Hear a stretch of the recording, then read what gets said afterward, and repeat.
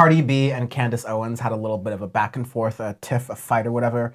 This all stemmed from Candace Owens being on front of the show, Ben Shapiro's show, Sunday Special. And it's like his, wow, I guess I never thought about that. Ben Shapiro's Sunday Special and Power Report compete. That's hilarious. Remember that. It'll be important later. Remember this, kids. You will use this information later. But Candace Owens went on Ben Shapiro's show to basically say that, Ben Shapiro, noted Cardi B expert, after his like weeks-long ringing for his WAP impersonation. But Candace Owens is telling Ben Shapiro that Cardi B is illiterate, that her music and platform contributes to the disintegration of Black culture and values. It's all this really, what it is the kind of nonsense you would expect someone who is paid by out-of-touch people to say, because saying the out-of-touch words with a certain identity gives you a little bit of breathing room. Identity. Exactly. As a Black woman saying that Cardi B doesn't know how to speak English and she's articulate, it doesn't sound racist. If it was coming from anyone else, from a conservative, any of the conservatives who are nodding silently in agreement as she's saying this, it would be extremely racist. That's the tool. Meanwhile, Cardi B asked Joe Biden, "Hey, can you push Medicare for all, please?" Yo, like Cardi B needs to replace like half the people on CNN. Like Cardi B is asking more tough questions of politicians than Morning Joe does. Absolutely. And for 10 years of running. I guarantee you, Cardi B, Candace Owens, pure policy debate. Cardi B would win. Yeah.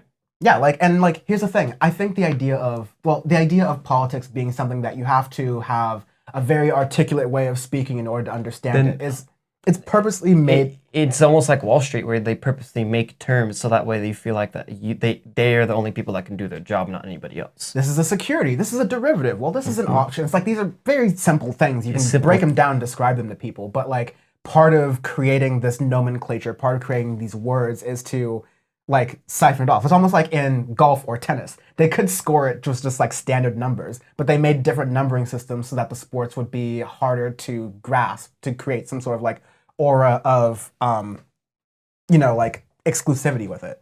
But all this is just like classist nonsense. Cardi B has her background. Like, yeah, she was an adult performer and like dancer and stuff. She had to make her shit. Did you ever listen to Get Up 10? Yeah, it's like, if this were Cardi B if this were Candace Owens versus City Girls, I'd be in the awkward position of defending City Girls, but like, I'd be in a weirder position because like, their music doesn't have quite the substance and like breadth that Cardi B's actually does, because Cardi B has the hoe shit and the real shit, and is very good at like, that there's no in between. You actually really see like a full person there, and it's really great. I honestly think it intimidates Candace Owens a lot. So many people, I think.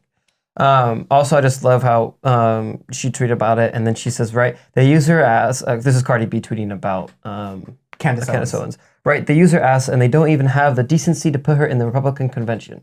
She has a huge platform. Has Trump sat with her? Gave her an interview? That's the least he could do. No? Ooh, okay. She continues, I seriously don't even know how me and Candace started arguing. Just a couple weeks ago, her man was playing WAP at his Trump boat party. Hate arguing with people. Since I got new followers, stream WAP. It's endorsed by Melania. I don't know what's illiterate about that, but she just shut your ass down.